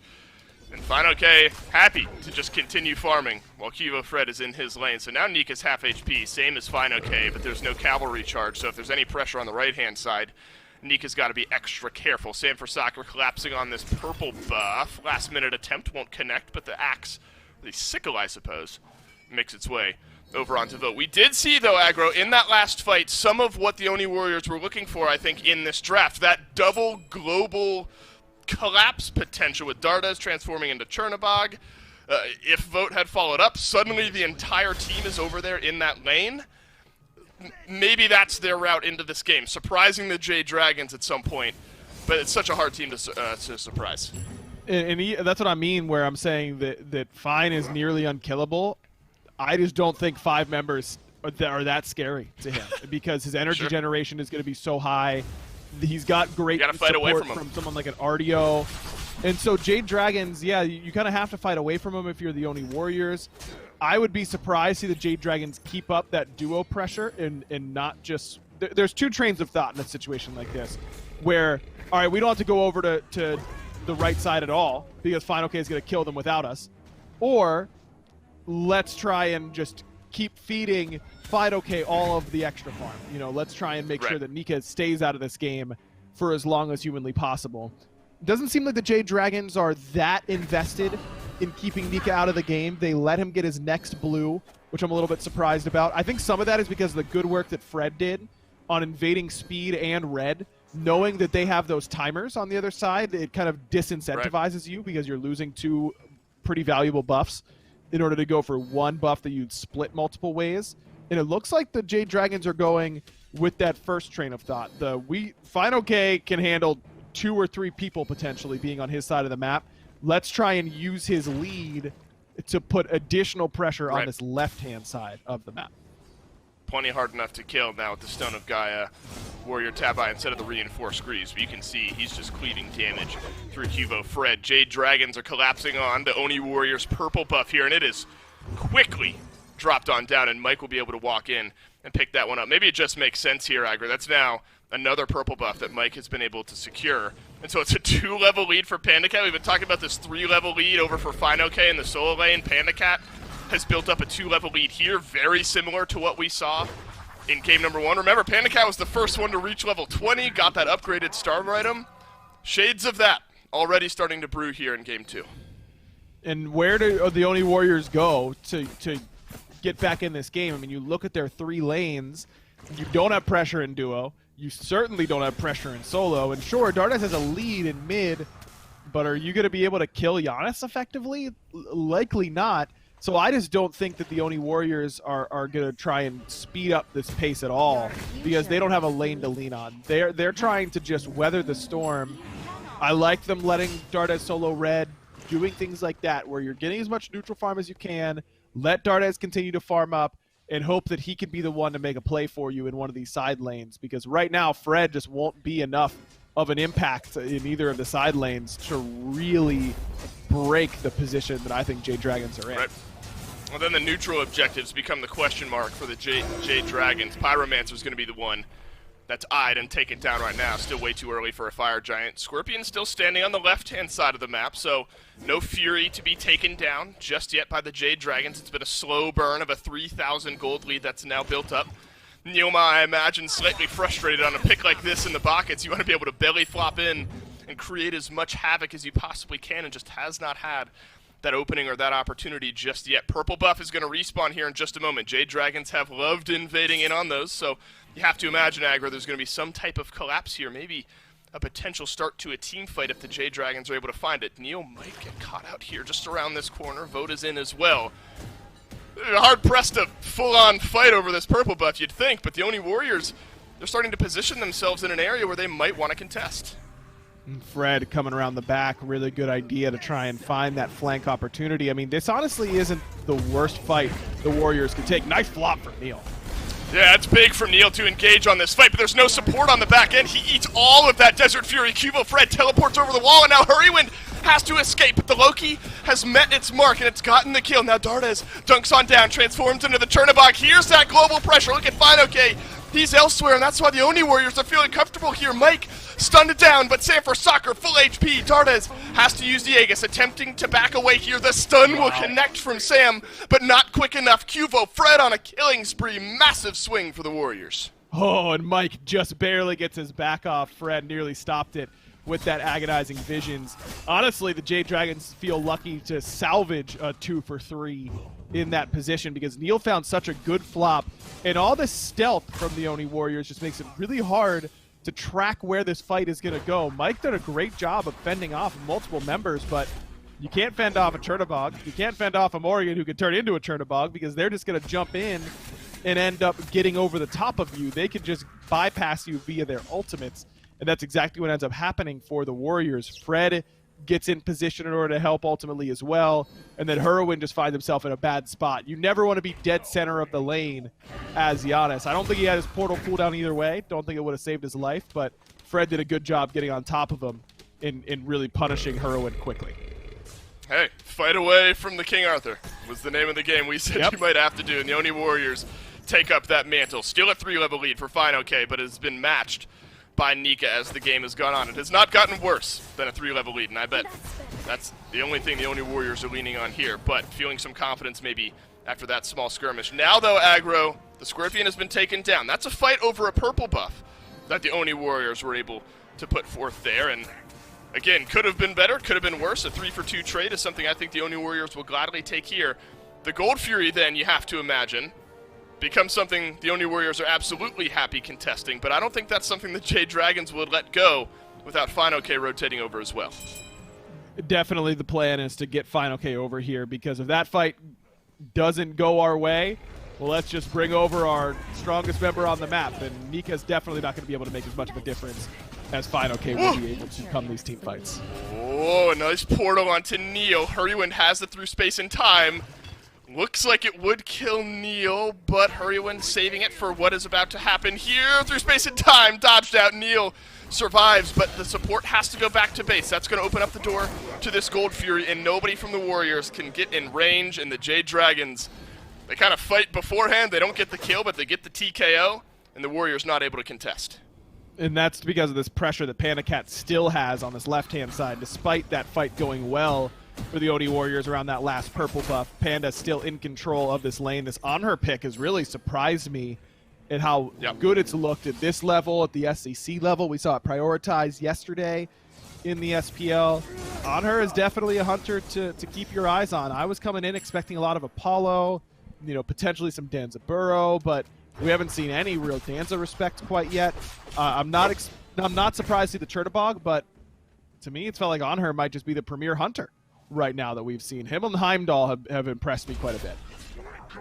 Barracuda loves that Apollo as well. The Bolts, remember, back in action later on today up against the Solar Scarab, so maybe some Apollo rears his head in our second and final matchup of the SPL day. But we've got a great one already brewing here between the Dragons and the Warriors. The Warriors finally showing some life in a small skirmish just a couple minutes ago, but the Dragons in the meantime able to secure the Gold Fury for themselves, keep that gold lead right about where it's at here. So a bit of a quieter game, though, at this point from the Giannis. It seems like the Warriors, at least in the first 15 minutes, have been able to survive the onslaught that Hurrywind had already had in place by this point there in game number 1. So if you're the Warriors aggro, I suppose you're not thrilled with the fact that this game is already at a 3-4K deficit, but this is what you can do. You can immediately collapse by sending everyone over onto Panda Cat, who has to use both actives. Mike keeps him in place, and Cubo, Fred, and Dardes are able to combine some damage to get the kill, but now Hurrywind is here through space and time, allows the mid laner to rejoin the fray. Sam for Soccer, no good on the axe, but he's got the stun waiting right around the side, and Cubo, Fred will get locked right into place, but he's got Sam for Soccer fighting inside of that poison. The damage just is not there until Hurrywind rejoins the fight, and down goes Cubo Fred. And it's a big up-down from Numa to keep things going. Oh, Mike baiting Nika in. The Vine spawns the wrong time. Mike's going to be able to get the shell off, dash away. Vote gets cut up by Fine-OK. The big boy has finally reached the team fight stage, and Jade Dragons have no intentions of letting it go. Yeah. Hey, Alec, we're losing over here. And here I come, baby. Coming right down the middle of Gold Fury Pit. You just cannot afford to go that deep. Yeah, they kill Panda Cat. Frankly, they shouldn't have. Panda, maybe not used to playing with the Yana specialist quite yet, goes to his longtime teammate Mike instead of just through the portal that Hurrywind had placed really perfectly for him by the tier 2 wall. Panda ends up falling, but he got all of his damage off. He did plenty to both Dardes and Vote. And I want to see a little bit more patience from them. They're going to double Chernobog dive. I don't see a whole lot of reason to both land at the same time.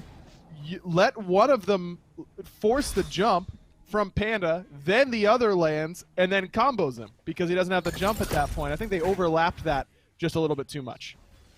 Here's Hurrywind replay from the Giannis. Yeah, he'll get it done from range. He'll get it done from point blank as well. Yeah, this is when the fight really ended, wasn't it? When Fine-OK made his way into the fray of things there. Now 4-0-1 on the King Arthur, looking like he'll be the first to reach level 20. It could happen in sub 20 minutes. And yet again, aggro, the starter items then become this big conversation piece. He's got the Pestilence now, so a lot of the healing that might be getting done on any of those backliners, even the frontliners, Fine-OK is going to be able to mitigate.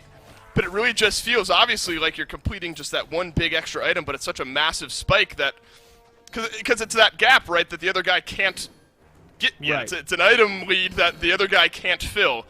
And Fine-OK is going to be able to take advantage here shortly. Cubo Fred with the heat check on the Panda Cat, but he'll survive for the time being with the ult right back in. Oh, Hurrywind in on the peel. Panda Cat takes the portal this time.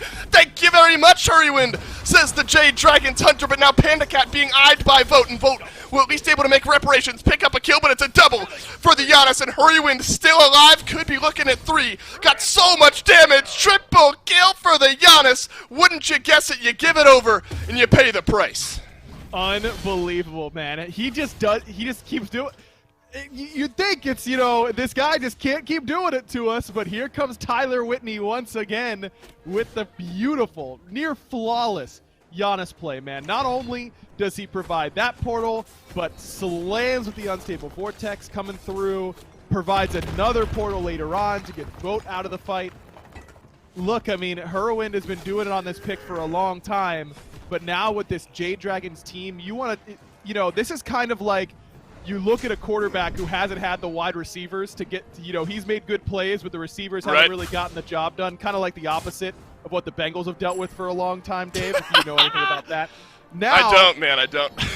You've got the quarterback, and he all of a sudden he's got an all-pro wide receiver, an all-pro tight end, and a great offensive line. That's what I feel like Hurrowwind has really walked into here with this Jade Dragon squad.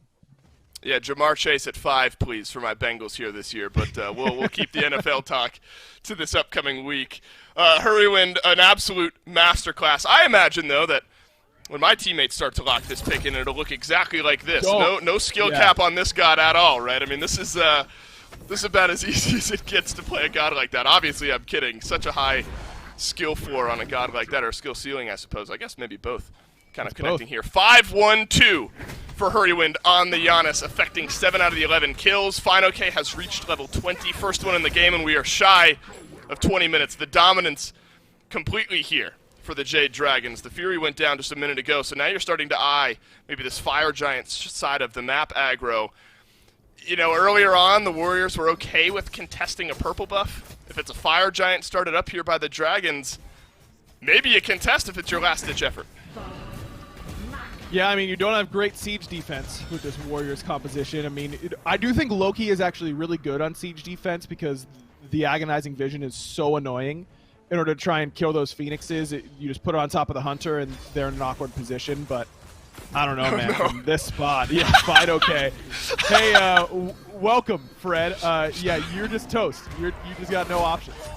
Oh, man, same for Vote. Panda Cat and Mike, delete Vote off of the map. Same for Soccer is going to continue the pressure on Tanika as well. FineOK lets out just a flurry of damage through space and time. Come on! Oh, no, that one doesn't connect onto Kibo Fred, but FineOK wants to continue the chase. Yeah, this guy's not very good at this pick, is he? Somebody who is good at the Giannis would absolutely have hit that, but look at what Hurrowwind, Sam for Soccer, and the rest of the boys are doing on the right-hand side. They're just delaying Nika, trying to delay that back, but instead they've allowed time for Neil to close the gap onto Panda Cat. Dardes in, onto the stun. Aegis delays a lot of that damage. Panda Cat beads there as well. He'll leap out. He'll survive, but Kibo Fred collapses, and the Oni Warriors have found a pick. Yeah, really good job there by Dardes. Just gets in there, no hesitation. Neil and the rest of the gang as well. Fred on top. You needed to get that one. It was a bit of a greedy play, I think, from Mike and Panda to try and push for that Phoenix. You know, if Hurrowwind did have through space and time, that fight could have worked out very well for the Jade Dragons because all of a sudden you've got FineOK coming through, and as soon as FineOK's there, it feels like the fight is over. That's his fault, right? In this game. Yeah, I mean, look, the man missed Cubo Fred by a well-trimmed beard hair. Like that it was that close, but it ends up being important because if they would have had that through space and time, maybe it goes a little bit differently. Either way, Jade Dragons are playing with their food a little bit at this point. They're in a position where they are very, very difficult to punish because I just still don't think anyone's truly got the damage to take out this King Arthur. Getting close, though. I mean, Vote now sitting on a short sword. He's working towards that Deathbringer. Once he has that, I think they actually might be able to kill fine. No spectral armor for him. Right, it's all about having that uptime on your backliners at this point, and really Vote specifically. I agree with you there, Aggro. Vote's going to have to outpour a lot of this damage, so then it becomes Hurrowwind with a well-placed set of abilities can delete the Oni Warriors backliner. Sam for Soccer under no real pressure from Cubo Fred here. Both teams just starting to set up the map here. Bluestone Brooch is Doug starts to highlight here. The completed star items starting to roll through now for the Jade Dragons. So yet again, very similar to Game 1, we have a situation, Aggro, where these completed starter items are there for 3 out of 5 members of the Jade Dragons and not there for anyone on the Oni Warriors. Are you kidding me? This is unfair! It's so unfair! FineOK at 4:04 sends Hurrowwind right on through the portal, and Dardes goes absolutely down. Sam can't believe it because the rest of his team is doing some serious work here. 6-1-2 on the Giannis. Easy as you like from the Jade Dragons. You know what's so messed up about that play is that Dardes use beads, and so came down earlier, and Hurry read it, that he was going to have to beads that, and then come down earlier. Because Dardes either spends the whole duration in Excalibur's Wrath and dies, or beads and lands in through space and time. Yeah, that's cool, and we all love that with your Dardes. Oh my god. Poor guy. Fino K is just decimating right now. He's alone with Neo and Nika while the rest of the team goes over to the Fire Giant and gets it for the Jade Dragons. This is methodical from this Jade Dragons team, not a team. And we can reference Season 7 because, again, 4 out of the 5 members were from that Ghost Rush. This is not a team that makes mistakes very often, if ever, in situations like these. Vote has both acted. Come on, man. Give me a break, dude. What is that? But look, but it's okay. But it's okay. We'll ban out some other gods, but the Giannis will make its way through for Hurrywin once again. We'll be able to deal with it here, no problem, in Game 2 to the tune of 7-1-2 on the Giannis for Hurrywin. 15k damage. We'll keep shouting out Fino K as well. Everything's just connecting for Hurrywin right now. Sometimes you got to throw your hands up and just say he's playing better. You know, so the storyline coming into this is that Mike has lost on nearly every single beginning set he's had in the SPL. At least the last 3 years that I can remember, he's lost.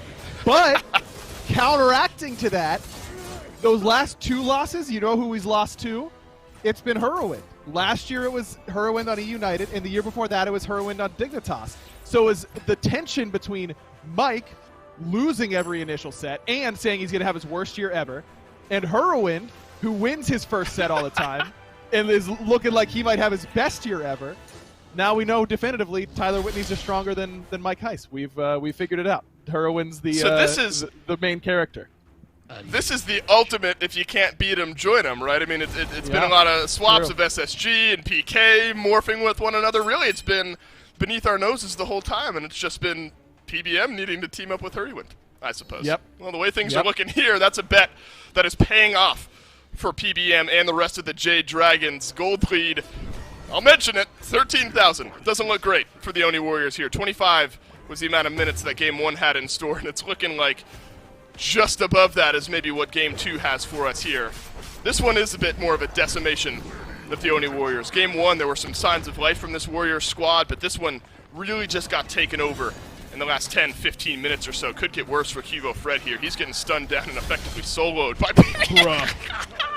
Dude, it's like horrifically bad commentary, but I just laugh every time because of course he hits it. He just shotguns Cubo Fred from everywhere, nearly gets the kill onto a hybrid build Loki. The hands have got to be just thrown up here for the Oni Warriors. Maybe this Phoenix defense is where things make some sense. It's a great engage from Neoma, and now Nika charging the backline. Uh-oh! Oni Warriors have found the opening kill here in this fight, but you got to deal with Hurrywin. He's alive in the backline, does not have through space and time. Cubo Fred's low, same with Dardes and Neoma. Nika going back to base. It's one pick, and that's maybe all the Oni Warriors can hope for. And Panda just has to know that he's going to be the priority target because they know they can't really kill Hurrywin super effectively, even with through space and time on cooldown. And Panda's the one who's going to be able to kill these Phoenixes. Sure, Sam can do good damage. He's got a good amount of attack speed and that Bumba's Hammer passive now. But he's got to get melee range. Panda's going to be the target, and I think that he was just a little bit too far forward potentially, or maybe the Jade Dragons as a whole just got surprised by the burst damage coming through from the Oni Warriors. But I like that they haven't given up, that they're standing strong and still throwing their hat in the ring, because now we're getting close. They can delay a little bit on this next FG. It becomes Enhanced Fire Giant.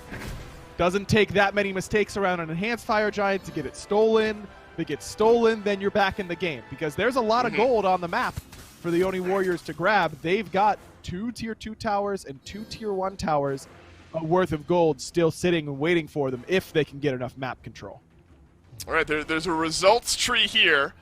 It's wide, and there's a lot of results that end in the Jade Dragons winning, but there are a few results at the bottom of the tree if everything goes right for the Oni Warriors, where they can inch their way back into this game. But the Fire Giant that's going to be spawning here in just under a minute or so is going to be the most important one of the game. Maybe there's a world aggro where Dardes feels like he can transform into Hurrywin, attempt to steal. Maybe that's your avenue back into this game if you're not ready to full-on commit into something like this. I wonder if Nika is actually in a little bit more danger than he realizes. But no, Jade Dragon's playing this one slow, and they're going to usher the Oni Warriors in. Look at that ward coverage deep on the blue buff side of the jungle here for the Oni Warriors. There's not going to be any sneaking into the FG pit. And this isn't too bad because even though there's a fire wave still in left, Vote, he's playing Chernobog. He's got his ultimate. He can get over there really quickly. The thing that the Oni Warriors have to be ready for is that Panda Cat and Sam and Hurry's DPS on the fire is going to be significant. It looks like it's not a contest, which is an acceptable position, if you ask me. They just had fire, and we just killed them on Phoenix, so why not just do it again instead of taking a much less advantageous fight around this end, especially when there's that much ward vision. So I think that that's a fine decision by the Oni Warriors. But now you've got to say, all right, now we have to weather another storm, and then we have to win the next firefight. We're still probably 2 or 3 fights away, 3 fights most likely, from the Oni Warriors being in a position to win this game. But there's a light at the end of the tunnel, and I couldn't have said that a little bit ago. That's right. The fist shaking of aggro about Spectral Armor is finally paying off, though. FinoK's picked one up, as well as Nika, so these crit builds on the frontliners are going to be slightly less effective, and it's got to be the right avenue, right, where FinoK, up to this point in this game, feels like he could take about everyone down, and I think he damn well could have taken anyone on the map down. Now that the Spectral Armor decreased critical strike bonus damage by 60%, and with Vote so important, he was the one we said that needed to melt down FinoK. It's going to be a little bit more difficult now that FinoK is itemized the way he has. I mean, look, FinoK was unkillable before, completely massive. Now, he and Nika are in nearly the same position. Nika, of course, still has boots, hasn't upgraded his starter, but Nika is going to be able to be an effective frontliner in this fight. This is definitely the closest fight they've taken between the two solo laners. Maybe this whole game. It really has been that dominant. Everyone level 20 except for Neoma, but Neoma was able to upgrade that starter item, level 17, that mark for supports. Polar Bear Mike first through the door here, stuns down onto Neil. Hurrywind is going to be absolutely cleaving out damage from that backline there. Left side Phoenix, the eye here, his back in respawn, not full HP, but still low enough for Panda Cat to make quick work of it. Sanford Soccer is going to be the split here, 4-1 split with Dardes kind of working back and forth on either side. I'm interested to see, Aggro, where Dardes transforms here. It's been this Chernobog, maybe it continues to be, but you don't need that same global pressure when you're fighting inside of your own base. Neoma, or Nika, excuse me, half of his HP is gone. Same could be said for Neil. Nearly all of Neil's HP is gone now. Hurry! But to re-engage, Dardes found double stun through space and time. Rare miss from Hurrywind here. It's the left side Phoenix being looked at. Save for Soccer, dunks down onto Dardes. Vote pouring out the damage. Oni Warriors are still alive. Nice and patient from the Jade Dragons. They had a great engage. Look at the relic situation for the Oni Warriors. They are low in that department, but Vote has both of his and his ultimate. Vote's got to go big in this fight alongside Nika. Those two need to go off here. The Phoenix has got to be your fifth man here if you're the Oni Warriors, because Dardes is 30 seconds away from providing reinforcements. Nika cavalry charge to get out of the portal, it looks like there. So the Guan Yu will stay alive, but the Guan Yu now cannot engage as effectively. Jade Dragons work their way in. Mid-Phoenix now gone. Methodical from this Dragon squad. Right side Phoenix, the last one standing. And it looks like that's going to be for a later date. Instead, let's back up. All these buffs are up. Strip away the jungle. Go to the Primal Fury. And then you can reset and go for the enhanced Fire Giant with both mid and left side Phoenixes down. It's really tough because the Oni Warriors, they are really a composition that finds it very hard to engage on their Phoenix line because they're relying so much on stealth and on global mobility, as you highlighted, and neither of those are effective whenever everyone's staring at you. And I love the decision from Sam. So often we see these 4-1 splits, these 3-2 splits. Stealth and global mobility are better when we're split up. Don't try and split them up. Don't try and do any of that nonsense. Let's just group up and force a 5-on-5. I think that was very intelligent sieging by the Jade Dragons. I giggle because the Oni Warriors are setting up a trap here, but it's FinoK is the one that is potentially getting trapped out. Dardes, Kivo, Fred, Nika, Neilma, all here. FinoK Oh, he's got a wave to catch, so he's not going to walk this far back into the jungle. For what it's worth, Aggro, I don't know if there's much more the Oni Warriors can be doing right now. This left side wave is pushed all the way back. Here we go. Voda's doing his best in the mid lane to push that out, so let's try to find a pick here, and it's FineOK that's now getting engaged on. And it's FineOK who will get picked out. What a call from the Oni Warriors. Vote closes the gap. A full 5 dive is what it takes, but FineOK is now out of the fight for a full minute. Smart. And this just delays what we could see the Jade Dragons do on this Fire Giant. And FineOK, understandably, uses his purification beads. You're trying to get out of there, but having those on cooldown for this firefight is relevant going into this engagement. So now you're in a position where all those ultimates you use, those will be back up. You don't have to worry too much about that. You've hard shoved your left wave, and now you've put the Jade Dragons on notice that that wave is kind of off limits in order to go out and shove just in case they're still there. So now you even up this Fire Giant fight, not significantly, but more than I thought they'd be able to. I love that play from the Oni Warriors. Very smart.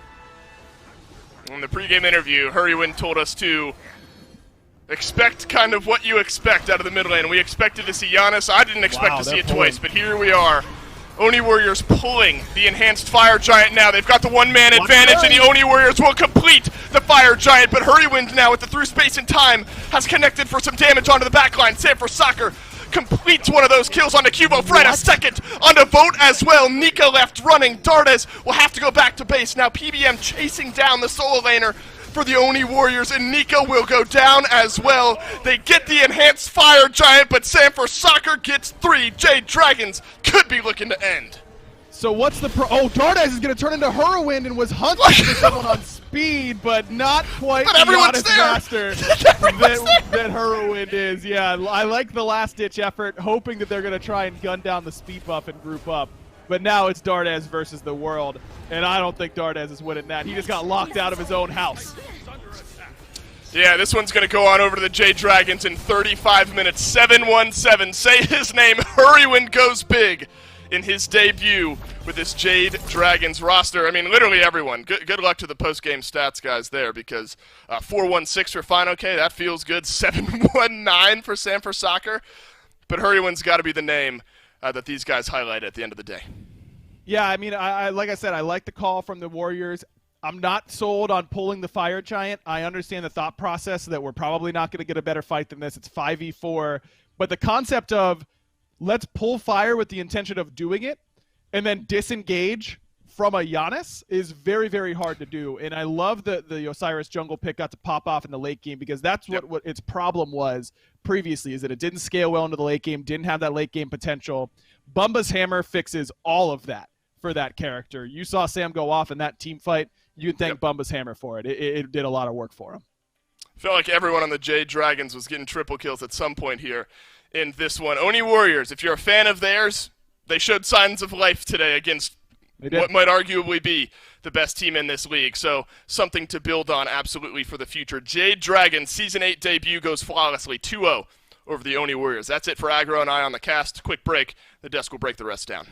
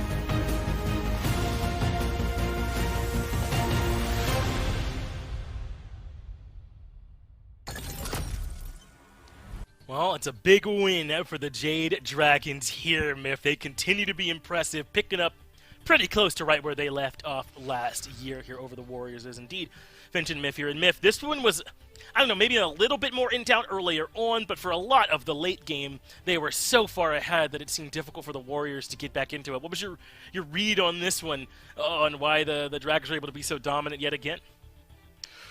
Well, hi-rez was playing Yanis again. That has been a common thread so far in the set. And he kind of hits, like, every single snipe. I hope that it's all hi-rez here, man. I don't want to see anyone else because that's how dominant he was. But let's give some shout-outs to Final K, as we always have to do, because he's also that good. But new guy hi-rez, man, does it all for his team.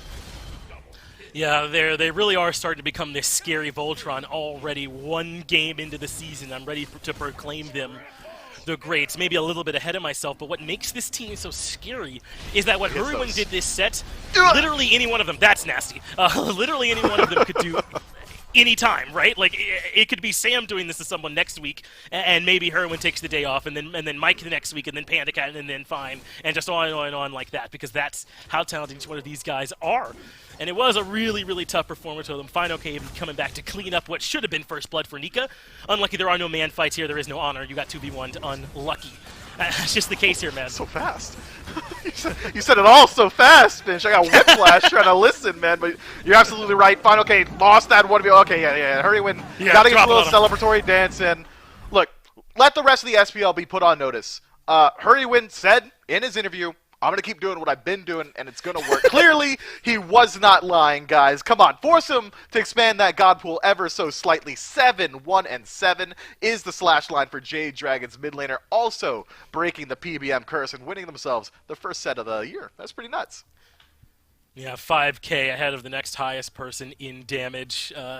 A lot of what was going on was hi-rez. Sam also made the Osiris look great, had a couple of people that he picked off on their own and shredded them. I, of course, immediately tried to pay homage and beg for forgiveness for doubting it for even a moment in Sam's hands that it would look this good. I mean, listen, the Jade Dragons, I think we knew all along this team was going to be good. Oni Warriors, when they're here, we have to remember they're not all here. They have not all relocated. They're dealing with some tough ping. And perhaps they will start banning Honest later on. I think this is going to be a pretty big rivalry between these two teams. It just did not happen here in this very first set. No reason to discount the Warriors, I don't think, going forward until we can really see them at their best. Yeah, I think I'm not speaking alone. I'm not trying to put words in these other casters' mouths, but I think if you were to evaluate all of our power rankings, we've got the Jade Dragons pretty close to the top, if not all at the top. There is nothing wrong with falling early on to them. Oni Warriors certainly a team. They're going to bring it to all the rest of the competition. Just keep your eyes on them. Yeah, I expect so. The next game that we'll be having up, that's the Bolts versus the Scarabs, another match that I expect to be a really, really close one, so make sure to stick around for that one. Jade Dragons have another matchup against the Kings, who shocked the Titans and the world back at that very first set of Season 8 by beating them in a convincing 2-0. It did not look like some sort of fluke, so I'm really excited to see them get what is the ultimate test, though, of course, as he just said here, for the Warriors, if they do drop that set to the Dragons, don't feel bad. I expect most people will be during the regular season, so no reason to take that L personally. Though, of course, we have one of the Dragons standing by here with us. It's Sam for Soccer here for the interview. That's right, Sam for Soccer, jungler and Demon Slayer fan. Sam for Soccer joins me from the Jade Dragons. Sam for Soccer, incredible start to the season for you guys. Quick 2-0 over the Warriors. 35 minutes in game number 2, so a little bit longer there. I want to touch on you first. Thanatos in game 1, Osiris in game 2. Both looked pretty incredible for you guys. Obviously feeling comfortable in that jungle. Is the meta in a spot, do you think, where Warrior, Assassin, hell, even Athena can kind of work? Do you think it's in a pretty versatile spot right now? Yeah, I think definitely you kind of have a lot of options for sure. I think that maybe people are leaning more towards like bruisery gods and assassins or whatever, but yeah, I think you can kind of do full damage, full maybe not full tank, but like get some bruiser items in there or whatever. You kind of do whatever you're feeling, however you want to fit into with your team. Well, you were feeling good, and so you did good, it seems like, here in this set. I'll get run out of town if I don't ask about hi-rez a couple of times here. Yeah. Gets the Giannis in back-to-back games. Talk to me a little bit about how communication changes, how strategy changes with a god like Giannis, right? I mean, lots of portals to discuss over through space and time opens up a lot of fights. Is that kind of when communication is at its most important when you're playing with a god like Giannis that makes this fighting so chaotic sometimes? Yeah, I think it definitely makes like can make or break like a good Giannis or a good team at playing with it, because like you can really play around the portals as well as possible, and if you're not like calming where they are or whatever, then it's pretty hard to be in them instantly or anything like that, or play off like I think Hurry got a snipe off of like a Arthur ult, you know, something like that. Like Calm's just coming to play for that, so to make those plays happen, it's pretty important. Yeah. Yeah, top tier Giannis for sure. I think he missed like 1 or 2 snipes. Aggro and I bagged on him a little bit for that one. Yeah, rough day for Hurrywin. You guys are back in action. Final thoughts here, Sam. You're back in action against the Kings tomorrow, a team that we thought would take a little bit of time to wind up. What's your take on your opponents for tomorrow and how you feeling confidence-wise?